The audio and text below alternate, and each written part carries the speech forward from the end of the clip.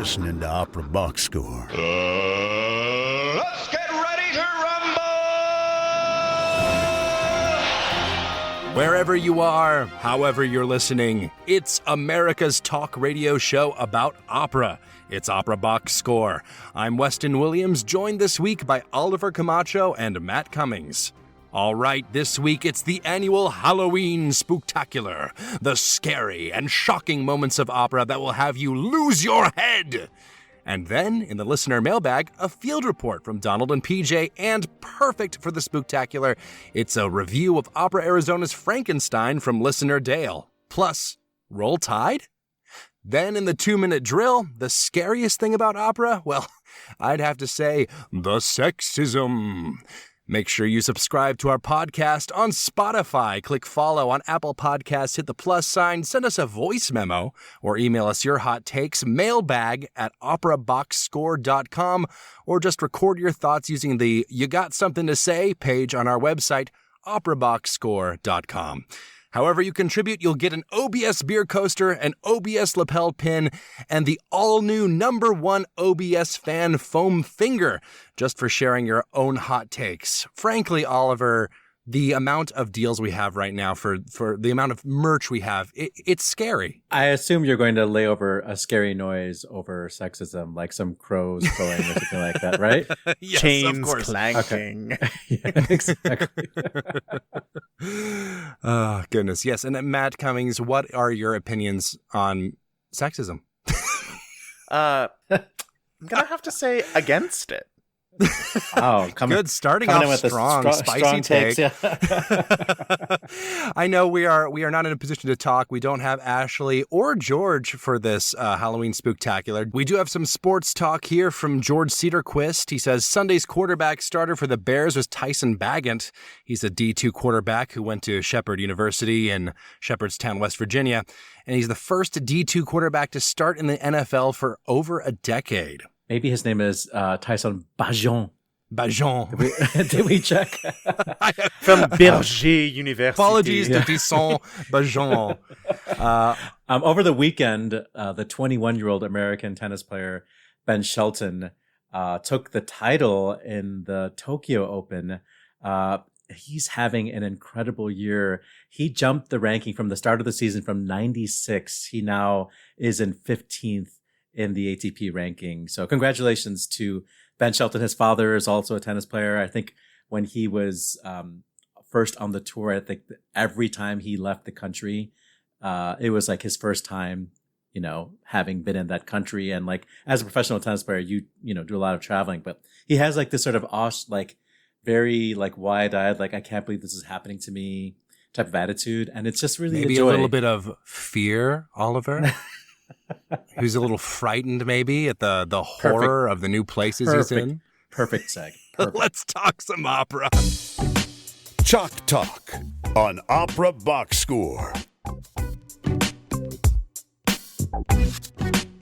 So we've come back to our annual Spooktacular. And this year we're going back to basics. We've experimented with this episode in the past few years, but I think we really should just celebrate what makes opera scary. And I think categorically the operas that we're talking about today are in foreign languages.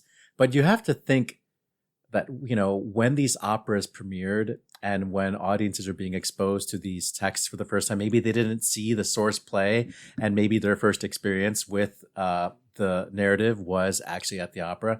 Some of these things are actually quite shocking.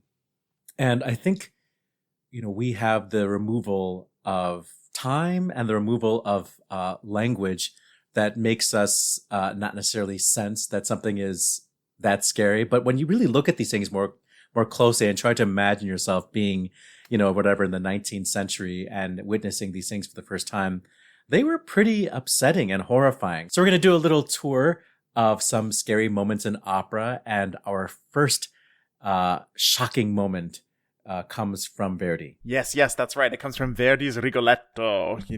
This is a moment from Act 3 of the opera, and the plot has been unwinding through the evening through some pretty unsightly horrors already by the time we get to Act 3, and that's not even counting the political censorship that went into the making of the opera.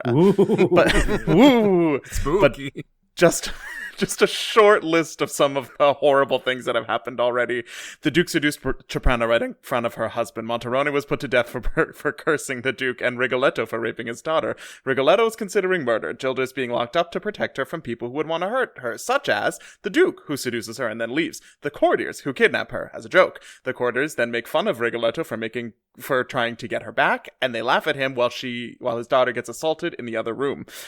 The Duke continues to womanize and think about no one but himself, while Rigoletto hires an assassin to kill him. So, we are nearing the dramatic climax of the evening. And I think, yes, we continue, but I think assault is a light word for what's actually happening to Gilda. Yes. And, let's assume that she's a teenager and that she is a virgin, and the Duke is more experienced, to say the least. So. By a factor of 1,000. Oh, yeah. So the dramatic climax of this opera happens during a thunderstorm.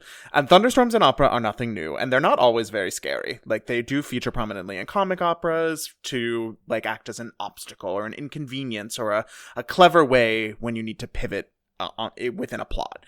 Or if you want to give the percussionist something to do, you give him a metal sheet and just tell him to go to town. But in dramatic operas like here, it's used both as kind of foreshadowing and as a way to just turn the drama up to 11 real fast. And yet, this thunderstorm really, leaves them all in the dust, as far as I'm concerned. Because you have this split screen kind of moment of Gilda being outside trying to figure out how to save the Duke, who she still loves for some reason, and Maddalena, who is trying to convince her brother, the assassin Sparfucile, not to kill him, but to betray Rigoletto instead. So even though the audience doesn't if they don't know what is going to happen, you can already kind of get a pit in your stomach from feeling the pieces of the dramatic irony, sort of click into place. I want to play a clip from the 1977 Met telecast first, and then talk a little bit about what it was that you heard that created that spookiness.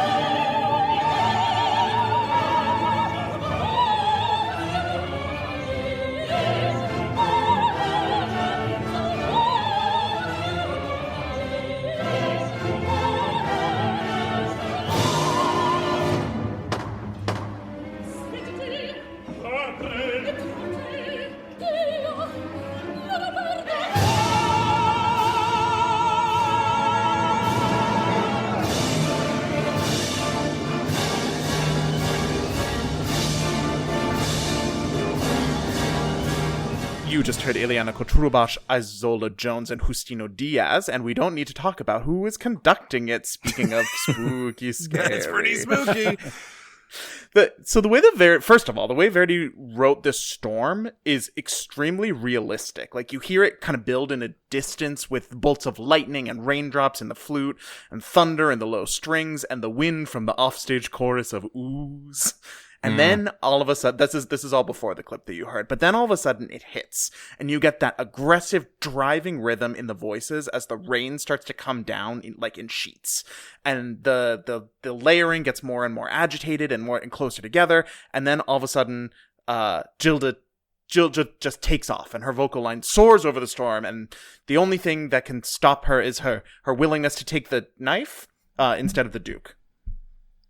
Yeah, and then all of a sudden the bell tolls 12. The winds pick up, the harmony changes, and Gilda knocks on the door. This is where the clip starts. There is a brief recap of all of that storm music that we heard earlier, and then to really twist the knife, we go into a coda. And Maddalena and Sparafucci keep bickering. She's holding this pedal tone of a D constant, while he sings the descending figure that's like the sheets of rain in the orchestra. And against all of this, Gilda really twists the knife by singing this Perdona over and over again. First in unison with Maddalena, and then the second one is in seconds. And the dissonance there is just so wrenching. You almost hear her waver and her resolve, but then she finds the courage to go through with it, and it moves back into a consonant interval. And she does go, she takes off and ends up getting stabbed. And the whole time you are sitting there wishing it wouldn't happen, but you know that it's going to.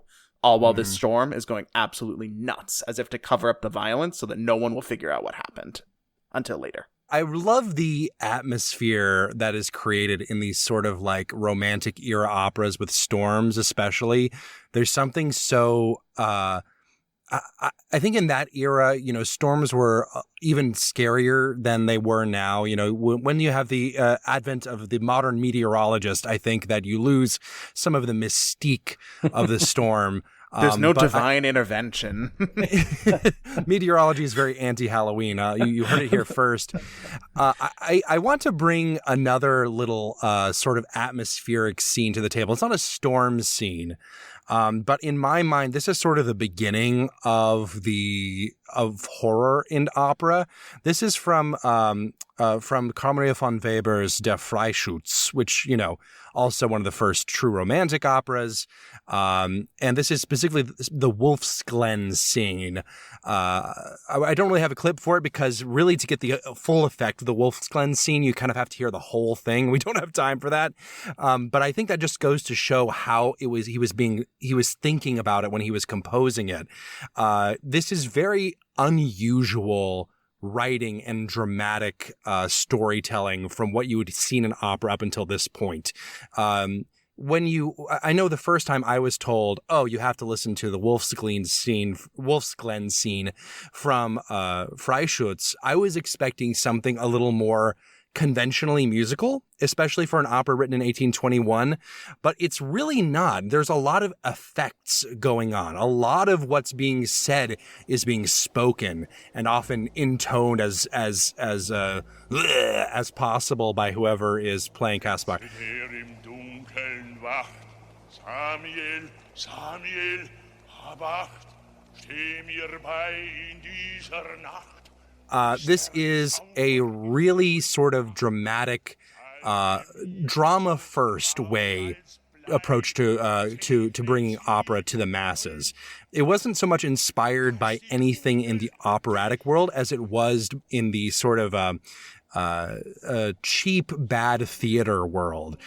During this time period, a very popular form of entertainment was the phantasmagoria, which was essentially a theater piece where you would go and they would tell essentially ghost stories. This is where you see the first use of the projections and magic lantern type of things where, someone would appear on stage half translucent. Then you'd have people in the back of the stage or even the back of the house sometimes making scary noises, creating this atmosphere. It was not looked on as high art.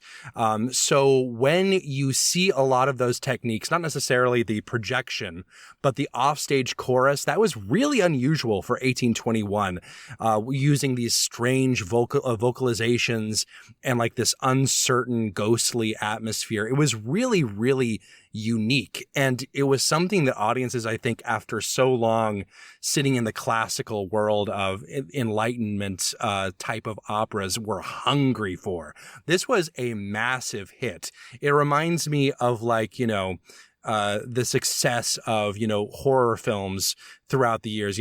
Ever since horror films got started, they were an instant smash hit because they were cheap to produce and they could have a huge, huge box office return. And you didn't really see that in opera because, like horror films, for a long time, they weren't thought of as real art. These kind of scary sort of storytelling things were only things that the low people were interested in. But Weber understood that opera, through the use of music, could really enhance this kind of primal fear, this almost extra musical sound from musical instruments and singing and chorus and put it together into an atmosphere that still feels kind of chilling, 2 centuries later. And that's just one of the reasons I just love the Wolf's Glen scene in Freischütz so much. Well, we're jumping over the rest of the 19th century, and we land in 1926 for the premiere of Turandot. And we can talk about the cultural appropriation and the maybe racist sound world of Turandot and the exoticization of an entire country. But, Puccini would say that he really fell in love with this sound and he wanted to introduce, this musical landscape, even if he's just taking this most basic ideas about Chinese instruments and Chinese music and putting it in this opera. This is how we first learn about other cultures, in this type of way. Yes, it's exotic and yes, it could be offensive, but it is a very exciting show. And I will posit that Act 1 is the best act of Turandot, even though Turandot has an amazing Act 2. Act 2 is also the most racist act.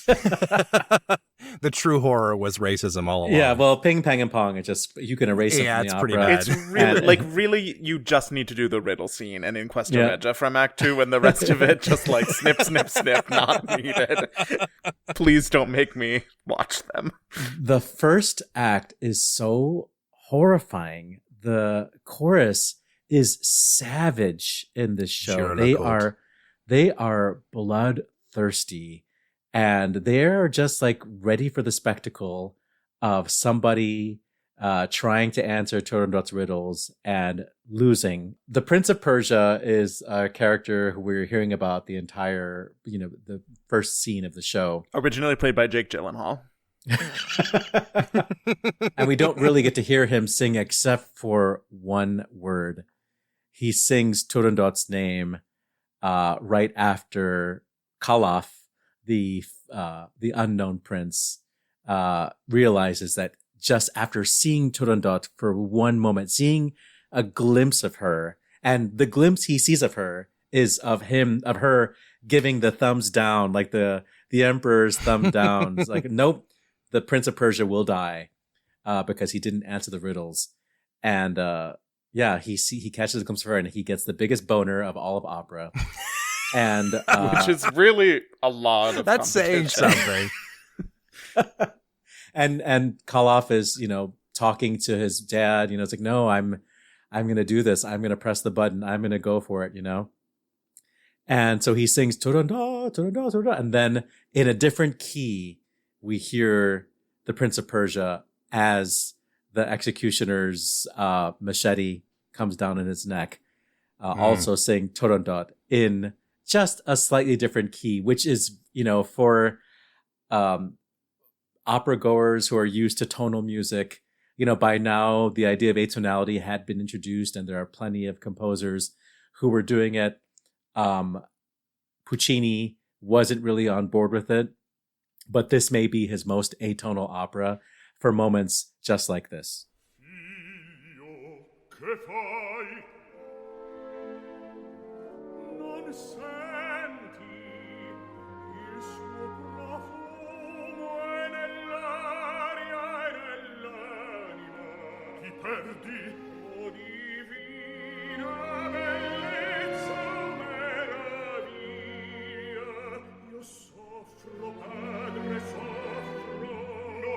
Stringiti a me, più parli tu, di salvezza non c'è, prendi nella tua mano la sua mano. Signora, piano, piano, la vita c'è laggiù, questa è la vita, padre, la vita c'è laggiù. Io soffro, padre, soffro, mi salvezza della vita, padre, qui, Turandot, Turandot, Turandot.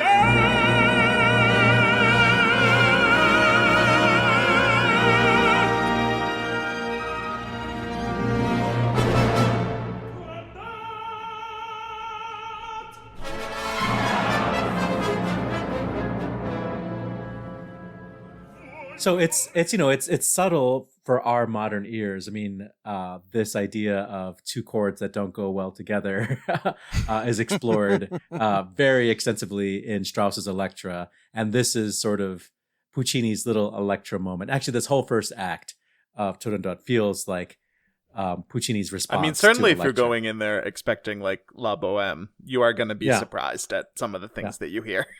It's the blood that I think is the difference. I mean, I always said that the Zeffirelli production of La Boheme should just be chock full of buckets of blood, but no one ever listens to me. Speaking of buckets of blood, let's move now to the Soviet Union during the height of the Stalin era. This is one of my favorite operas, and this is from Lady Macbeth of the Mtsensk district. What's scary is my Russian pronunciation. The other thing that's scary is the evocation of the word Macbeth in the theater, no less. Really asking for trouble there, Shasti. This is a really great opera that famously, we're talking about like how the initial audience felt about it. And we have a very specific, vivid story of what at least one audience member felt about this opera. This came out in the late 30s, I think 36. It was actually incredibly well received. It was praised for how well it was how well it depicted like the blood and guts of like, the hard peasant life in Russia and, the Tsarist Russia specifically, even though there's definitely some overtones about criticizing the Stalin regime as well. And it was really well received for the sort of extremes it would go to. Most negative reviews mostly focused on the sexual aspects. There is a very graphic sexual assault, to put it lightly, again, seen earlier in the opera that is musically depicted, that is honestly kind of horrifying in its own right. But I want to focus on, because it's Halloween and we don't want to get too far into the sexism and racism train right after Turandot. So I think we might talk more about just plain old murder, which is a lot more fun for Halloween purposes. So this is near the very end of the opera. And to kind of give you a sense of what's gone on, basically, Lady Macbeth in the title is actually Katerina, and she has had just the worst time. She's had affairs, is now in poverty. She has done things to save herself that others would consider horrible. That's thus the Lady Macbeth sort of connection there. It's all sort of the idea is that the poverty and the horrible oppression of her being a woman in the society have really forced her to do some terrible things. And this is the ultimate terrible thing here at the end. She is on a forced march to Siberia to basically become a prisoner, to do forced labor up there. And she essentially bribes a guard to allow her to meet Sergei, who is her lover at this point, who is fairly responsible for her being there, for being honest. And he is very mean to her. He's very nasty, even though she didn't really do anything to him. And the second she's like out of eyesight, he tries to seduce another convict, and that convict wants a pair of, stockings. It's a whole thing. And so Sergei comes back to Katerina and apologizes. He sweet talks her, says like, I'm so sorry that I did all this, and he basically tricks her into giving him her stockings, and then immediately turns around and gives them to the other woman. And as the other woman puts it on, she starts taunting and laughing at Katerina, and it just builds and builds and builds orchestrally as they're literally laughing at her. All these convicts on this forced march to Siberia, just one more like little needle in the eye of Katerina. And the orchestra gets huge. You hear the trumpets blaring. The percussion is going crazy, as Shostakovich just wants to do, just like overwhelmingly horrifying and, intense. And then it collapses into this extremely low, extremely quiet tremolo. And there's this really, really moment of clarity for Katerina, and you can see and feel her quiet rage. And she sings one more aria, and the march starts back up again. And as they begin to march, she tackles the other woman who got the stockings and throws her and herself into a frozen river where they both are carried off and freeze / drown to death. And whoo boy, it is quite an ending. Let's just hear a little bit of it. This is performed by Rostropovich is the conductor. He's conducting the London Philharmonic with Galina Vishnevskaya. Thank you, as Katerina. And just listen to this.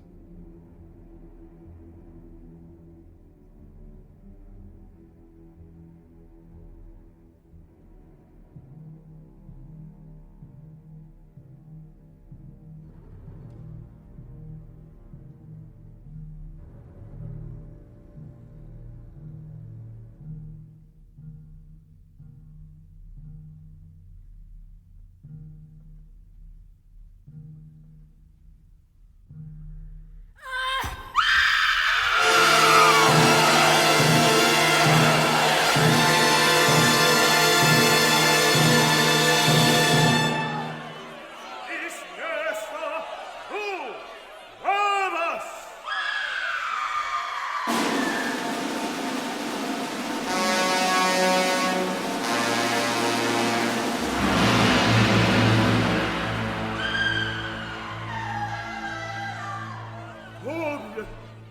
I mean, just like the absolute rage that you can hear. It's subtle. It's as subtle as it is loud. And I love just the pure, absolute, horror of that moment. And it really puts a stamp on the whole opera and just like lets it stick there. And of course, famously, Stalin saw the opera despite all of the good reviews, stormed out, and the very next day, the official newspaper of Russia published a retraction of all previous good reviews and said it was muddle instead of music. And I believe an American newspaper eventually called it pornophony, which is very funny. And that almost ended Shostakovich's career, and if you believe some of the biographies, possibly his life as well, which is also horrifying. So it will be a central episode in the upcoming Shostakovich biopic, The Devil Wears Pravda. We jump ahead to 1957 for the world premiere of Poulenc's second opera, The Dialogues of the Carmelites, which took place in Milan, I want to say, at La Scala. This show, it's hard to describe what this show is like and what the musical style is. In a way, it's reminiscent of Pelléas and Mélisande in that there's not really many tunes. There's just like these conversations that illustrate a story over time. And we just get these little episodes, these little dialogues that sort of, tell the story without having a very clear narrative. We just see the progression of this one character, Blanche de la Force. And there are some great musical moments, but there really isn't a tune in this show until the very end. And we get the Salve Regina chorus of the Carmelite nuns as they go for a mass martyrdom. They all, get executed one by one on the guillotine. And while they're singing this Salve Regina chorus, and Poulenc was brilliant at writing choral music. And so here he's flexing his love of sort of, I want to say the cantigas, or like this sort of like medieval modal. It sort of feels like, plain song. And it's, heavily orchestrated, and we hear all of the nuns singing this thing in basically in unison. And the chorus diminishes voice by voice until we're left with 3, then 2, then 1 voice, the final voice being... And the mob is going on in the background too. Yeah. Oohing and ahhing behind them. And but they are they are part of the orchestral texture more so Yeah. than like the actual action on stage. So the way that the voices get fewer and fewer as each as the chorus, as each nun is beheaded, is in and of itself very upsetting and would be effective. But just to put like the icing on the cake, we hear the actual sound of the guillotine in the show. And the first time you see this opera, it's shocking. And the first time even when you listen to it after knowing what's happening, it's shocking. And there's something about the way Poulenc times the guillotine where you don't expect it. It's not happening like on the downbeat or like every fourth measure. It just sort of happens randomly. And that I think is scary. Like when there's that element of surprise that it's coming, but you don't know exactly when. And then one voice goes away. It's rough. Let's listen to a little bit of this. This is from the recent Metropolitan Opera production with our friend Aaron Morley as Sir Constance, the penultimate one to be beheaded, and finally with Isabel Leonard as Blanche de la Force.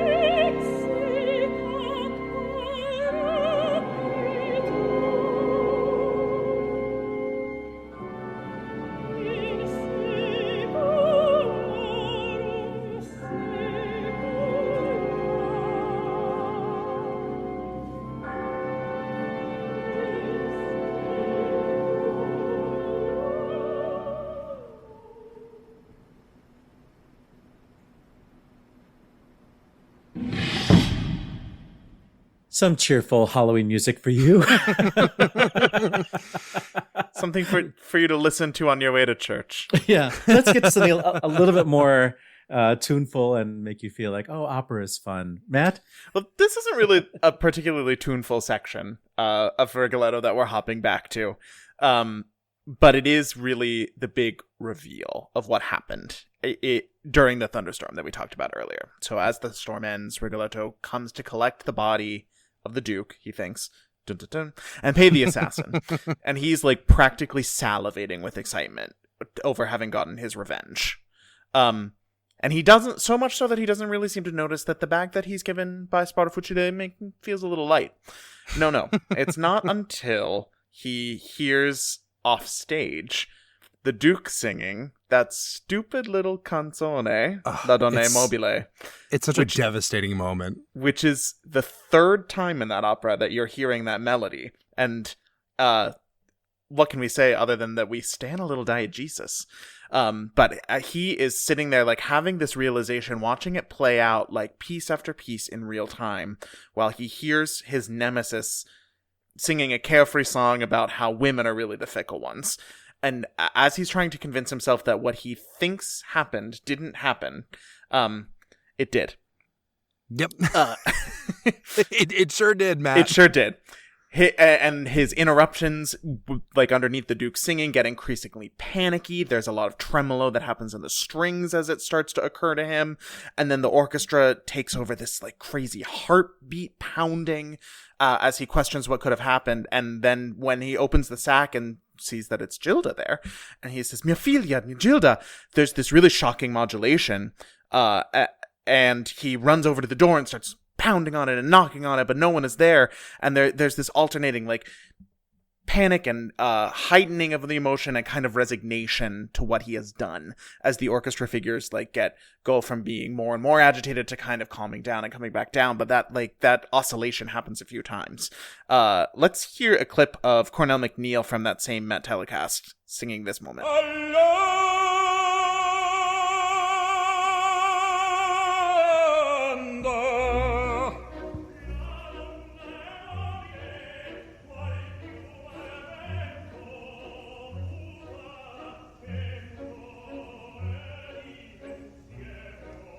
Qual voce?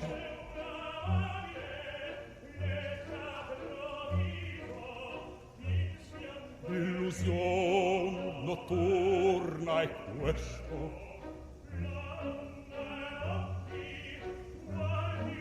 No, no! No! Egli adesso, maledizione, alla dimon bandito.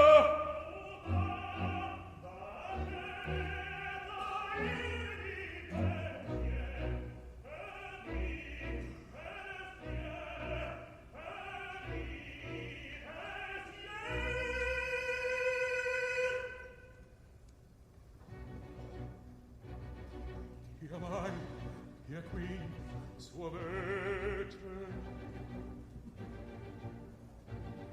Io tremo, è umano corpo. Mia figlia, Dio, mia figlia. Ah no, è impossibile. Per Verona in via fu vision ed essa, oh mia figlia, fanciulla, a me rispondi, l'assassino mi svela. Oh.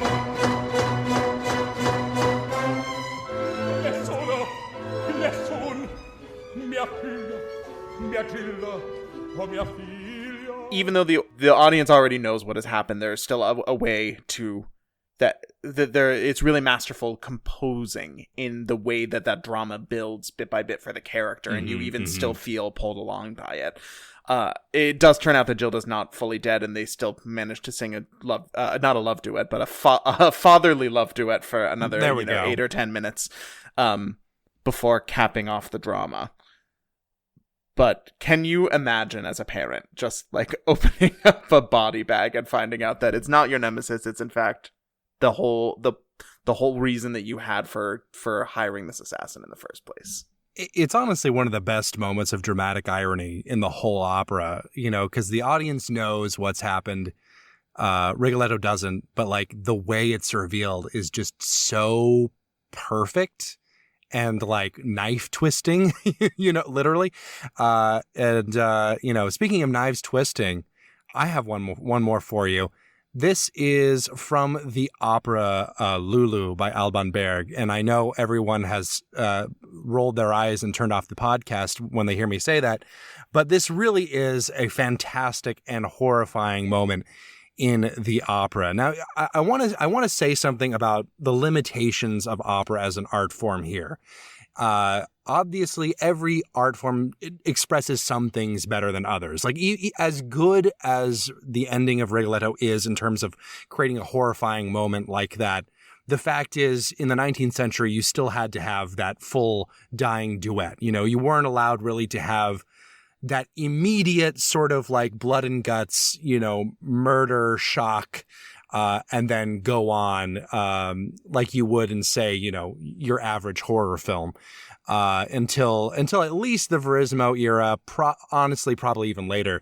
But this is a great example of what you can do as a composer to really have the true visceral shock of a single horrifying moment put into the orchestra and expressed in a way that transcends the actual horror of the blood and guts, murder being committed on stage. So to set what's going on here, Lulu has had a huge fall from grace. And I say grace very lightly. She started off pretty low, and it just got even worse for her and everyone in her little troupe. She has had to essentially become a sex worker in order to pay her bills. And at the end, one of those men comes back and out of nowhere, really, stabs her to death. And if you're just reading along the libretto, it seems like it happens really, really suddenly, like on a time scale of quickness that you wouldn't expect from grand opera. But it is genuinely that fast. And what is so interesting about this, is that you have a moment where there's so much beautiful singing in Lulu. It is atonal, but it's also genuinely beautiful throughout most of the opera. But in her final moments, she does not sing. She loses the singing completely. Her last words are 9, 9, no, no, and then just a horrendous scream. And I don't mean an opera scream where you're going, oh, I mean a real scream. Like, even if you compare it to Wozzeck, this final scream of Marie is, a B, right? I think it's a B natural is the death motif in Wozzeck. She has to hit that in order to have the motif be met. So that, in terms of motivic writing, she is dead. In this, there is no music, just a scream. And then the instant after she screams, the orchestra imitates that scream and extends it. Now, this recording that we're about to hear, it's just a moment, as I said, but this is actually a recording from the suite conducted by a friend of the show, Barbara Hannigan. This is from her Crazy Girl Crazy album with the Ludwig Orchestra. Now, when you're listening to this, she opts not to put in the actual scream. She does sing all the parts that are required in the suite, but she does not put in the 9-9 and scream. She really emphasizes the quietness right before it happens, because the orchestra's been going, it fades out, and then she has complete silence, and then the orchestra does the scream for her. And I think it's really good for showing exactly what is happening. So initially you hit the huge percussive smash of the stab, right? And you hear the extremely high brass, shrieking out, and that's sort of the pain flowing through the body, and it's held for several bars.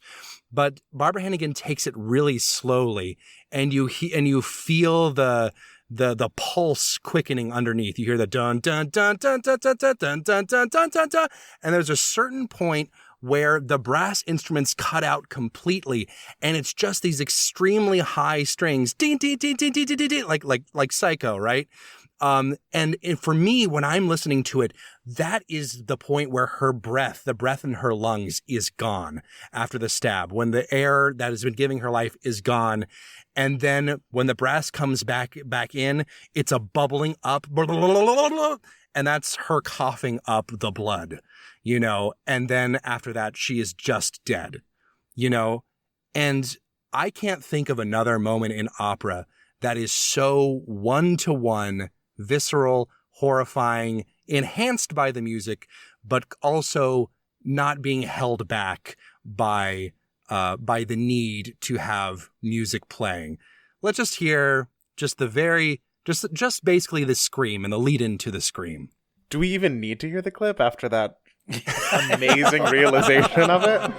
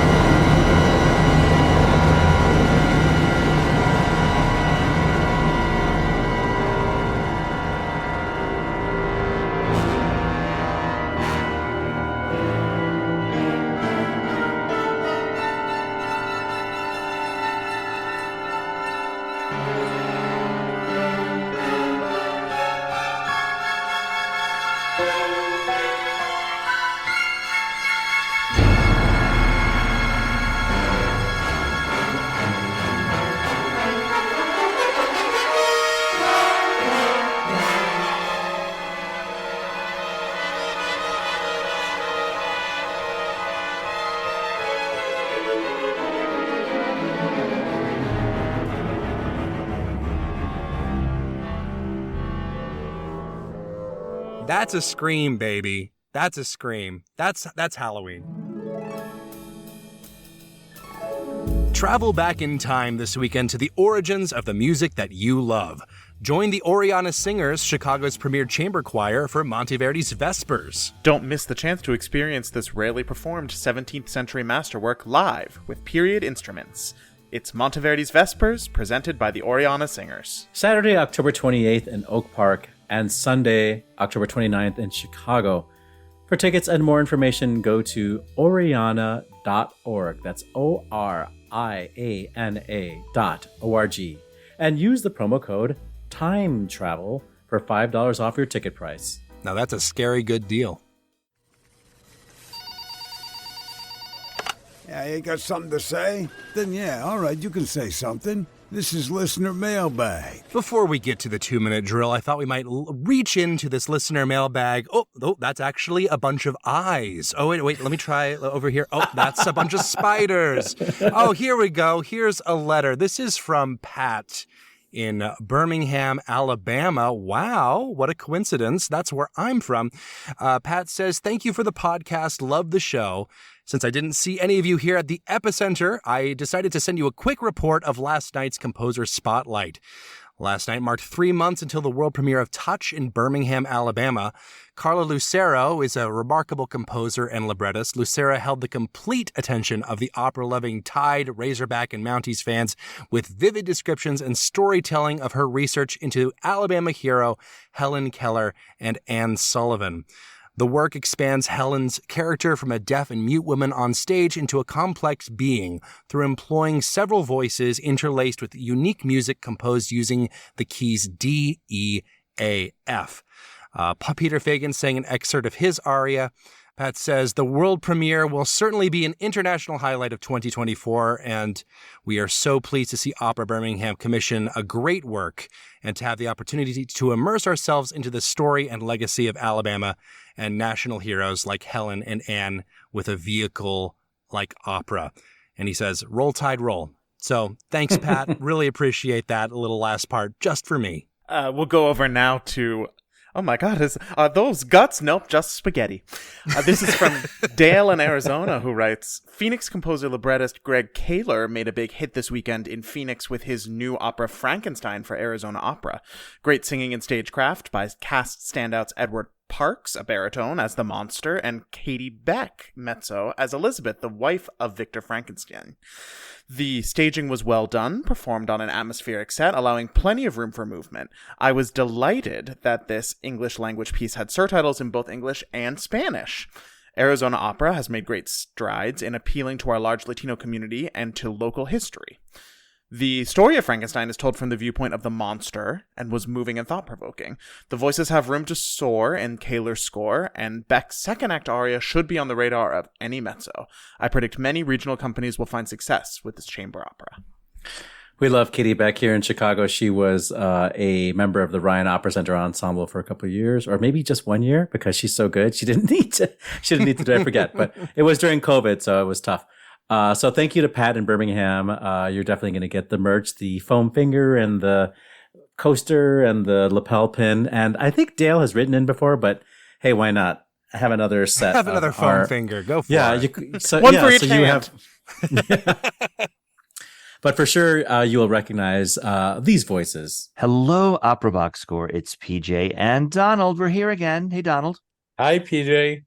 Great to have you here, man. We're going to tell everybody about our little experience of a couple of weeks ago, and that is at the Giulio Gari Foundation Gala and Winners Concert. It was at a beautiful church in New York City.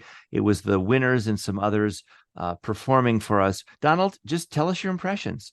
Well, we opened up with our first prize winner, who was Kimon Murray, and he's a countertenor. He's also the first countertenor that's ever won first prize in our competition. And he opened with a very difficult Rossini aria from Semiramide, made famous in recent years by Marilyn Horne, as she partnered Joan Sutherland in that opera.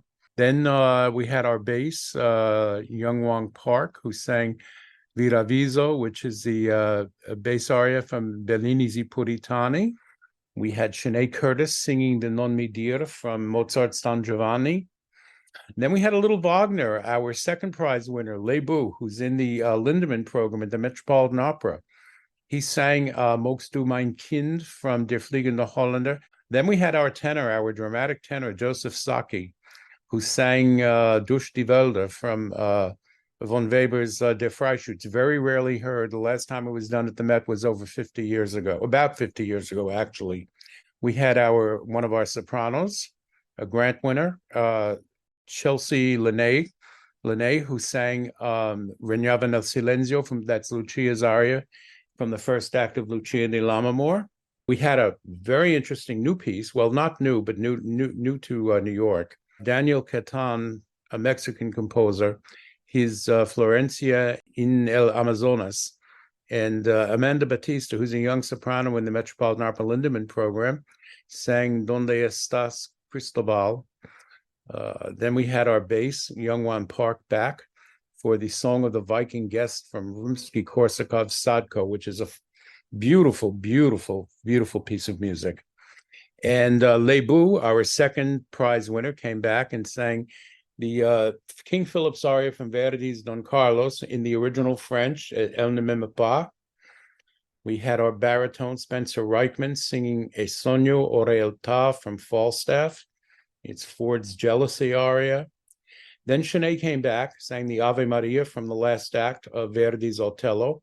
And we closed with what to me is one of the most glorious moments in all of opera. It's the Gian nella notte densa, the love duet from the first act of Verdi's Otello. And it was a beautiful, beautiful way to end a concert, because at the end, Otello says to Desdemona, Venere splende, let's go in splendor. It was gorgeous. Well planned, Donald, by you. I really applaud you for the work. It was gloriously assembled. That. And I personally got a chance to sit in on the rehearsals the day before, a rainy New York day at piano. And there I was with Donald, Mary Pinto, the accompanist, and then singer after singer came in from the airport or from London or from wherever they were coming. It was also glamorous. And I had a chance to sit in there and watch the work. And it was so cool. So that's our little report, Opera Box Score, our big report, Opera Box Score from the Giulio Gari Foundation concert. Thanks so much. See ya. Our friends PJ and Donald, thank you for the recap of the Giulio Gari singing competition. If you want to get a foam finger, tell us about Frankenstein, or just say Roll Tide, send us a voice memo or email us your hot takes at mailbag@operaboxscore.com, or you can record your thoughts using the You Got Something to Say page on our website, operaboxscore.com. This just in, the 2-minute drill. All right, listen up. Here's everything you need to know about what happened in Operaland this week. In a continuation of the outrage over the defunding of English National Opera, 3 prominent conductors have written, an open letter. Ooh. Edward Gardner, Sir Mark Elder, and Sir Antonio Papano are calling for an intervention to prevent E&O's demise, warning, an opera company is defined by its chorus and orchestra. Many of these highly trained musicians and singers will not be able to continue in their jobs, and anyone who can find alternative employment will. Meanwhile, Opera America is scheming with companies across North America to lure audiences to the theater with, get this, crazy idea, a discount on tickets. Opera Passport is a reciprocal subscription program encouraging audiences to travel North America and redeem discounts of 10% or more. The initiative already includes 85 participating companies of Opera America's 203 partners, including Lyric Opera of Chicago, San Francisco Opera, and Friends of the Show, Opera Philadelphia.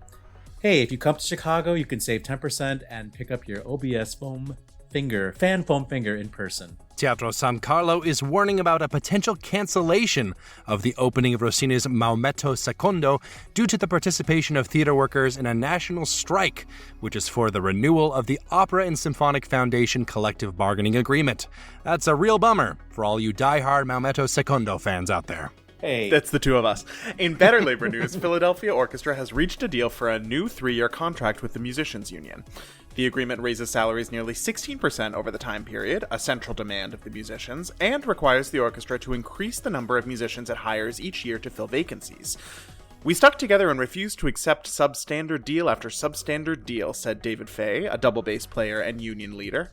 "This contract is a victory for the present and future of the Philadelphia Orchestra and its world-class musicians." A recent study of U.S. opera companies found, and this will shock you, that men accounted for 95% of the conductors at the 11 largest companies between 2005 and 2021, as well as 85% of directors, 88% of set designers, 85% of lighting designers, 59% of costume designers, and 99% of opera podcasters. In 2023, these rates of representation for women are not okay and not necessary because women are out there. They're working in other fields and other performing arts, said Caitlin Vincent, an author of the study. It's a major award news. Musical America's 2024 honorees will include Lisa Davidson as Artist of the Year and Antonio Papano as Conductor of the Year, along with Kevin Putz, who was awarded Composer of the Year. Bradley Cooper's Maestro will receive the Gotham Award for Cultural Icon and Creator Tribute. That doesn't make any sense. That's an award that they have, apparently. I don't know what to tell you. Okay. Let's leave it in.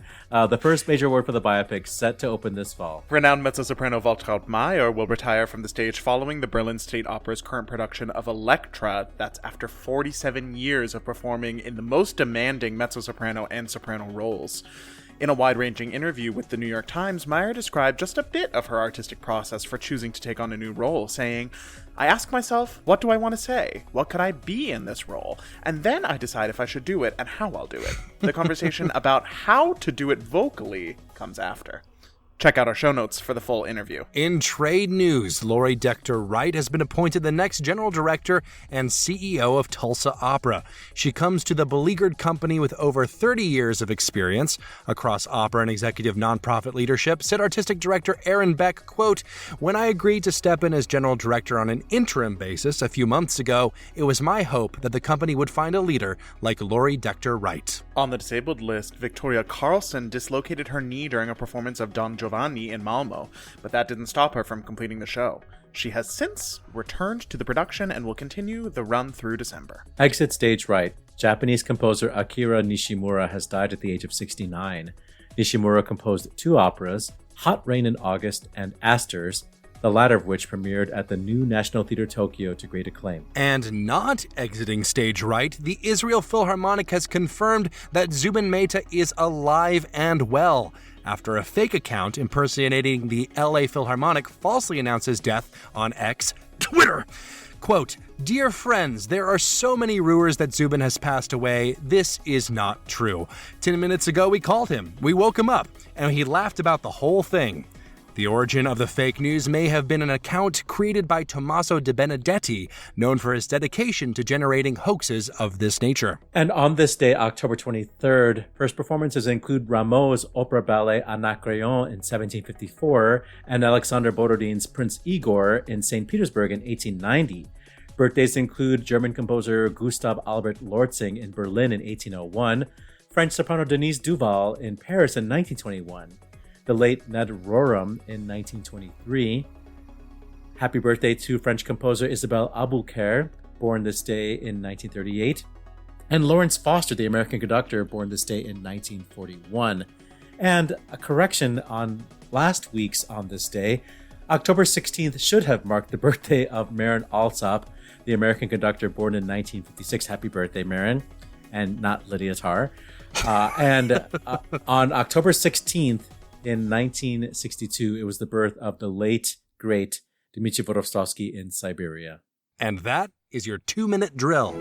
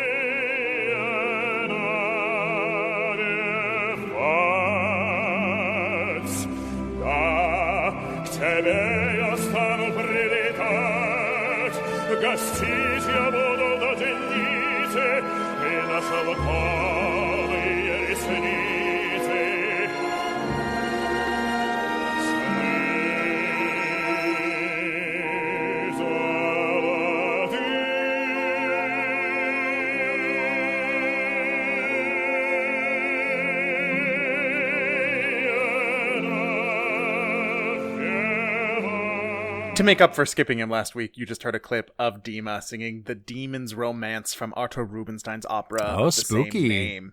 Yeah, what could be spookier than a demon who wants to destroy humanity? Before we leave on this day, one of the more we don't usually talk about deaths on this day, but since it's the Spooktacular, we'll include one. In 2004, October 23rd, that was the day that Robert Merrill died while watching Game 1 of the World Series. We know he was a baseball fan, so he left this earth happy. Yeah. And spookily, I assume. Let's talk about Opera America and this passport. Obviously, 10%. Really getting out there. Hopefully, that's a starting point. Yeah. So the gist of it is that there are a bunch of companies that are Opera America partners. How many at this point? 83. And you get a passport, I think, and you travel North America. And you flash your fancy card and you get 10% off. I'm sure you can find similar discounts or better discounts just by going into Google and typing what is a discount for the show tonight. And after you go to 10 operas, Opera America will pay for your 11th. That would be a good deal. I would love that. I mean, the point is that they're trying to, because the studies show that first-time opera goers are up. So they're trying to encourage people who are first-timers to go check it out and be a first-timer somewhere else. At the same time, overall attendance is still way down after the pandemic, and it's not like it was doing great before the pandemic. So just wanting to get some butts back in seats any way we can. Yeah, I'm not sure if first-time opera goers are actually of the socioeconomic status to be traveling all over the country to go see opera. I think that's for the diehard, opera queens and kings, who have the expendable income to get on a plane to go see, a show that's not the second. Exactly. But I mean, it's a strategy. We'll see how we'll give you a report on Opera Passport after it's been around for a year or so. So remind us, folks, that by the next Spooktacular, you want to hear about how Opera Passport did. Let's talk a little bit about Waltraud Meyer. And I believe, as always, Matt has opinions on Waltraud Meyer. I love Waltraud Meyer. I mean, who doesn't? She really could capture that spirit of just leave it all on stage, leave it all on the field as a singer. Oh, absolutely. I first became aware of her watching the video of the 5-act French Don Carlo from, I think it's Lyon, with Cara Tamatala and Roberto Alagna, where she does a bang-up job as Eboli. But that is really just a portion of her career, and her main prominence, I would say, is in the Wagner and Strauss repertoire. I can only imagine the force of nature that her Ortrud's Curse must have had. I bet that she wouldn't have been above actually ripping down scenery because she was just such a stage animal, and that really gets called out in any review about her. Her willingness to maybe sacrifice some of the beauty of tone to make sure that the drama comes alive, but in a way, the Times, in a bit of a shady review of her Santuzza and Cavalleria Rusticana, wrote that she gradually worked an incisive telling edge into her voice without sacrificing its basic beauty. Even her shrieks were musical. and she projected a riveting dramatic presence, convincingly fragile as well as ferocious. And that is that's a refrain from whenever people will talk about her performances. She kind of sat right on the border of being a high mezzo soprano and a dramatic soprano, so she was able to successfully tackle some dramatic soprano repertoire, notably Isolde. She was one of the most acclaimed Isoldes of the late 20th, early 21st centuries, which again is a role that would suit her really well because of just someone who can really bring that passion to life in a score that has many, many hours to it, but just who can understand that slow burn of the character and make sure that every moment counts, is really what I think of with Meyer as a singer. She always excels in roles that I feel often go to real Park and Barkers, and she is not that. And she was always exciting. And she deserves a retirement. I'm sad that I will have probably never gotten to see her live in anything. But, if she wants to come on the show. In Vienna, and it was pretty jealous epic. Drink. Well, if she wants to come on the show at some point and do a quick little private performance of something for us, one last hurrah before retirement, her agents know where to find us. I think that, now that she'll actually have more time. So maybe she could be our new guest panelist, We really do need to bring more women in, Oliver, as these findings show us. Now, we all had the same reaction when we saw this story going around the internet. And we're like, didn't we do this story? And the answer is the story we did was actually an almost identical study that they did in Australia. So it's just good to know that we are on par with Australia in maintaining sexist structures in classical music. So, I mean, gender is just one barrier for us, or one hurdle to what do you call it when you get over a hurdle to overcome? To jump. Yeah. I mean, a theme and variations, if you will. Yes. I mean, yes, it's true. Like, women need more representation in leadership in opera in general, everywhere. But that's just part one. And I feel like we are now recalibrating post 2020, and organizations are getting back to their old nonsense. And I speak from personal experience that it's still a white man's game in leadership in many arenas. And I'll just leave that there because it's, we paid a lot of lip service to diversity and inclusion, but look at where we're at, Once again, I feel like it's the difference between the public facing and the backstage leadership. It's you can put on singers of color and more women in visible positions to the audience, but in the back, I'll add that the people who do the consulting and who do the studies will say, well, in 2020, you made all of these changes, and this is where you're at now, and we'll conveniently forget out, and there was this thing called the pandemic that, and that's rather famously like slow incremental progress is the game when you're talking about those kinds of gains in representation, but more importantly, like in opportunities. And one thing that this study does point out is that when you have women in leadership roles, like as the director, then you do tend to get more women in the other kinds of creative leadership roles because there is already less of a barrier. And Francesca Zambella was the example that they brought in just because she's really like the most prominent one, the really most prominent female general director of a company, but that like creating a pipeline of talent was very important to her, and she made it a big part of her career. It's not just representation, it's the fact that representation of diverse voices genuinely adds diversity. It is not simply just a look here's a PR stunt. Like, you need to have genuine representation across the board. Let's close things out with poor Victoria Carlson dislocating her knee on stage. And apparently, according to her social media, when she dislocated it, she shrieked. And a lot of people thought it was a strong character choice. And apparently it was not. And she snapped it back into place during the course of that same scene and finished the show. That is the art of Victoria Carlson. And that is the art of horror and Halloween. I don't know. There's something there. It's the Hallowe'en Spooktacular. What are you going to do? Let's wrap the show up. Good call. Bad call.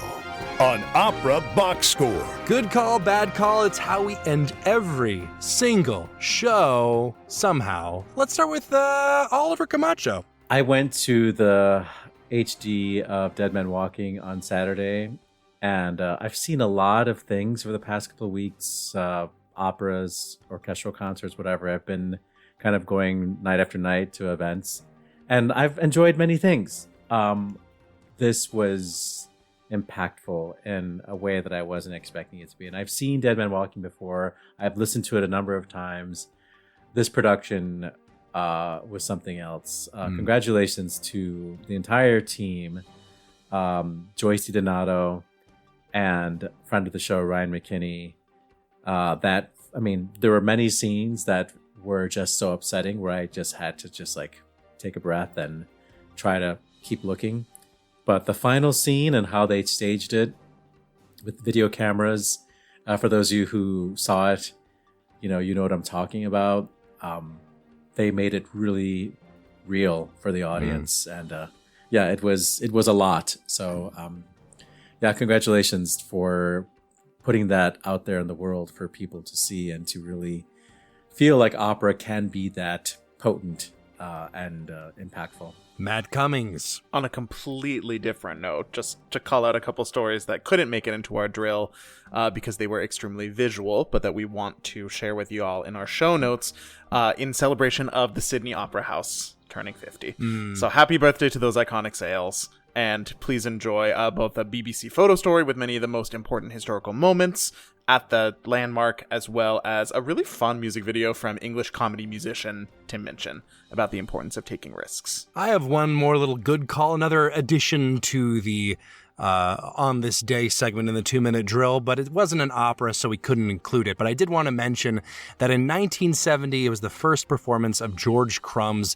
Black Angels from 13 Images from the Dark Land for string quartet, amplified string quartet. And man, if there isn't a more horrifying quartet out there, like I don't want to hear it, because this, to me, whenever the Halloween season rolls around and the ghosts and goblins are out and about and the vampires are flitting around every corner, I want to hear Black Angels, because it makes me feel like I'm scarier than any of them could ever hope to be.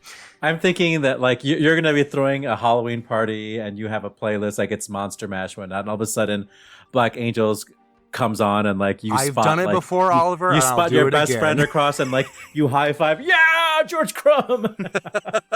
That is it for this week's edition of America's Talk Radio show about opera.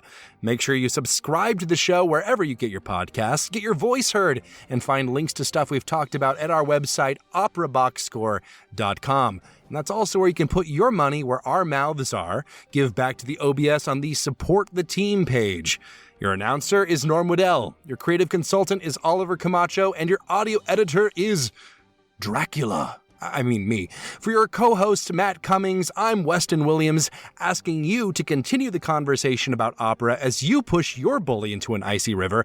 We're back with an all-new show next week when Ryan Speedo Green returns to tell the story being cast in Champion. Plus, you get more opera headlines, more hot takes, and more Persian princes. Join us.